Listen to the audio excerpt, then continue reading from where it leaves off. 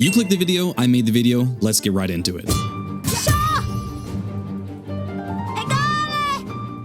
SILKSONG's tool and Crest system is honestly one of the best changes Team Cherry made to their masterpiece sequel. It lets you play however you want without living under the oppressive dictatorship of Shaman Stone and Unbreakable Strength. If you want to cosplay as Trobio and spin around the arena like a theater kid with a Beyblade addiction, you absolutely can.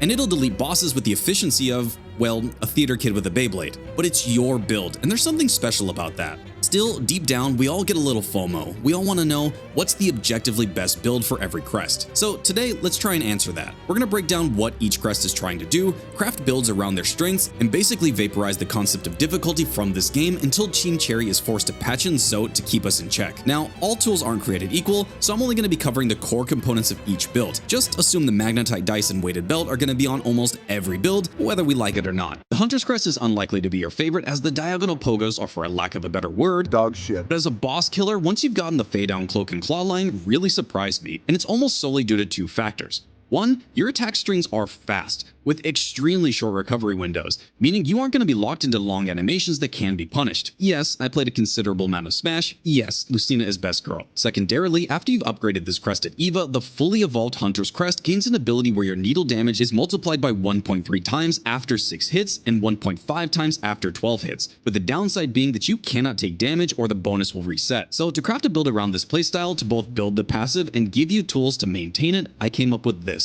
With the Flea Brew, you'll boost your attack speed by 50%, while also decreasing the cooldown time between your attacks by an additional 50%, meaning you'll be swinging those 12 hits into your enemies blindingly fast when any window is available. Then once you've built your 1.5 times bonus, you can be like one of those infomercial salesmen to whatever boss you're fighting, activate the Flint Slate, and now every needle attack is doing 2 times damage, which is 42 damage per swing with the max upgraded needle. The Silk skill and every blue tool here is to maintain this double damage state for as long as possible. The Egaflelia and Cross Stitch is one of the most potent combos in the game if you can parry even like 10% of the time. As with the Flea Brew, you'll be generating more silk than you know what to do with. I also threw on the Long Claw because even I have long needle envy, and to round it all off, we have the Weave Light to further generate silk to maintain your ability to continuously parry and pump out massive amounts of damage that you'll do with this build. Oh, the Architect's Crest. To bullet hell we go. A simple cosplay is the guy at the fighting game tournaments who plays projectile characters because they're optimal. This crest comes with an additional bind option that allows you to restock your tools on the fly,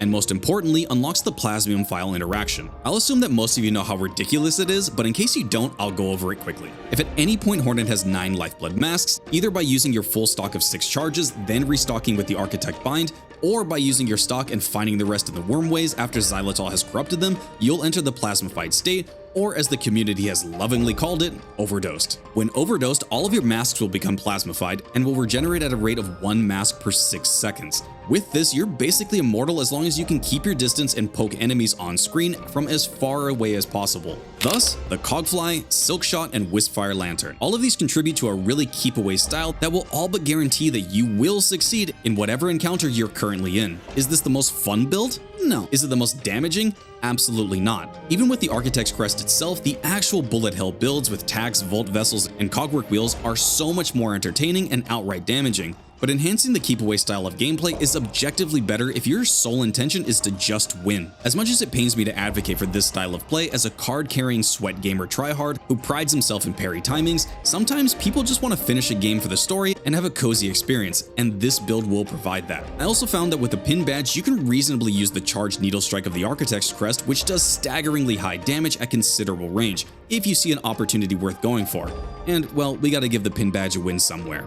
It is safe to say that the Reaper's Crest carried a lot of us through Act 1 and Act 2 of our early playthroughs. The simple pogo and unbelievably good bind that when active for the next 10 seconds or until damage is taken, Hornet will produce more silk than Patient Zero of that one challenge in November. Your ability to loop bindings with this crest is absolutely insane, turning Hornet into Millennia, complete with her wide swinging hitboxes and lifesteal mechanic. And with this build, I even found a place for the Memory Crystal for all of us who like to sit back, enjoy a little sadomasochism as health bars melt away. Again, using the Flea Brew because the Reaper's Crest is unbearably slow for my liking, and this just completely solves that while also synergizing with your Silk Generation gameplay loop and further bolstering your immortality. This is all then aided by the Druid's Eyes, which generates silk after taking 2 hits, which means even if the enemy has gotten the better of you, which most definitely will at some point in your journey, you will still be benefiting from all the damage you are taking, by leaving memory crystals around and generating more and more silk. This build genuinely feels like playing a venture capitalist of SILKSONG, where your entire goal is to generate more and more silk until the market crumbles beneath you. To round things off are the Injector Band and Tax. The Injector Band is a universally good blue tool and reduces the time it takes Hornet to complete her bind by around 33%.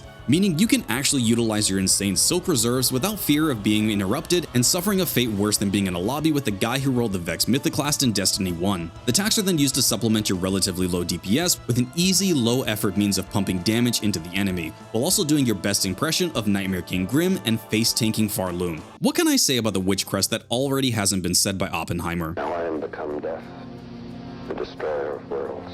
The amount of work you have to go through to get this, the absolute insanity that you have to put Hornet against to unlock this crest is absolutely warranted by the simplicity of what it does. You want to spam your bind and do so much damage to everything around you that you'll feel like you put Hornet herself through a master's in computer science, dove into the code, and deleted enemies from the game, then this is the crest for you. This is the ChatGPT build of SILKSONG because it does everything for you. In one button, you're shredding bosses, doing massive AoE with tentacles that would make Dr. Astronaut Pizza Delivery Guy Mr. Sins jealous, and healing all at the same time. Your only problem will be to find or create safe windows where you can use this power effectively, so here's the build. Obviously, we need the Multi-Binder, Injector Band, and Claw Mirrors. These three make up the pillars of the Nuclear Exodia build by both skyrocketing your total bind damage to triple digits, leaving a lingering AoE as a result of the Claw Mirrors, and healing you for up to 4 masks. The Injector Band and Warding Bell are your surefire ways to getting your monstrous damage off, which will absolutely shape encounters for you so long as you play around your correct windows. I went ahead and threw on the Pimpillo here as your red tool option for 2 reasons. 1, because explosions are fun, and fit the build thematically as we almost have a Trobio theme going on. Secondarily, I think having the Pimpillo's 51 damage burst as an option at range so incredibly valuable to stagger enemies quickly, and burst down higher health pool enemies in conjunction with your bind combo, reaching upwards of 200 damage, which is more than 20% of Carmelita's total HP bar. Honestly, the only downside to this build is the slow attack speed of the Witch Crest and the completely one-dimensional gameplay that it encourages. If you aren't binding as often as humanly possible and getting that damage off consistently, this build will feel weak. But when you do, nothing will stand in your way. The Shaman Crest is your mage, wizard, long-range caster who blasts the battlefield with awesome spells and even gives a very calm and reasonable 40% damage modifier to all of your silk skills. This is the Shaman Stone as a crest, and if you played the original Hollow Knight, you know exactly how powerful that statement is. Our goal is to maximize silk skill damage and uptime. Sure, it's great to get a big boy threat storm off every once in a while, but blowing your proverbial load as frequently as possible just feels better. So here's the build. Volt Filaments adds an additional 25% damage boost and extra ticks of damage depending on which silk skill is used. Why Cross Stitch only gets 1 extra tick of damage while Threadstorm gets 3 feels racially motivated, and I'm calling for an immediate adjustment. Egg of Flelia can take your silk skill cost from 4 to 3, which is insane for damage uptime, but are we realistically going to be at full health often enough to use it? I don't know. In my testing, it really was useful during the initial stages of difficult fights before the phase changes, to allow me to get into those tougher sections with all of my resources. If you aren't a fan, go with Druid's Eyes and Weave Light to maximize your potential silk skill generation and spam to your heart's delight. As far as silk skills go, you need Threadstorm. After the recent adjustments, the damage is just too good to pass up for how easy it is to access. Pale Nails and Cross Stitch make for great options for versatility and, most importantly, absolute aura farming, with the electrified Cross Stitch giving Purple Lightning Sasuke Uchiha vibes, and I am absolutely loving it. But really, all of the silk skills are serviceable, so pick your favorites. The Beast Crest playstyle encourages an Aura JoJo full offensive due to the unique property of its bind. When you perform a bind, which is significantly faster than the original one, you enter the Fury state, which lasts around 5 seconds and can be extended based on some factors that we'll go over momentarily. The primary draw of this crest is obviously the pogo. No, it's the lifesteal effect of the Fury state. Each needle attack that hits an enemy heals up to 1 mask. Each time you heal a mask, the duration of the Fury state is extended, in which time your range and attack speed are increased by 20% and your raw needle damage does 25% more damage, all while piercing enemy guards, shields, and armor, which is like hitting them with a Sephiroth down smash and sending them back to paradise. So we have a hyper-aggressive drain tank crest with a lot of damage and offensive pressure. So here's the build. The Flint Slate, unlike the Flea Brew, can be stacked with the Fury State additively for a 75% damage boost coupled with the 20% attack speed, meaning for all the work the Hunter's Crest had to do to achieve its arguably great damage output, this does it for the small activation cost of one of your tools and your Quicken Bind. Throwing on the Druid's Eyes is always awesome for offensive play because, let's be honest with each other, I play this game for a living and still get slapped around enough to where tools like these are incredibly useful. Rounding this build off is the Weighted Band, Magnetite Dice, and Volt Vessels. Obviously, getting a dopamine rush of the Magnetite Dice while within the Fury State is peak cinema, and there's nothing you can tell me to stop gambling. The Weighted Belt, despite being steady body at home, still has a place on needle attack oriented builds, and of course, the odd one out, Volt Vessels. Having an insane burst damage AoE, aerial enemy option is amazing for a build with such a bad pogo, but also having a tool that can knock bosses into their staggered states while you slap them around with your Flint Slate Unga damage is the gameplay loop that I highly recommend. Finally, we have the Wanderer's Crest, and what is likely the most used crest in the game, obviously because it mimics the Knight's moveset so closely and generally is very easy to pilot, meaning you aren't going to struggle with a learning curve while also studying whatever boss's patterns you are currently facing. That being said, it is a very straightforward crest with pretty bad tool slots, so build crafting is a bit interesting. When Hornet has at least 9 strands of silk in reserve, each of your attacks have a 2% chance to crit for 3 times needle damage, which isn't all that great. However, innately, the attack speed of this crest is 34% higher than the Hunter's Crest, meaning you're going to be crit fishing with reasonable regularity.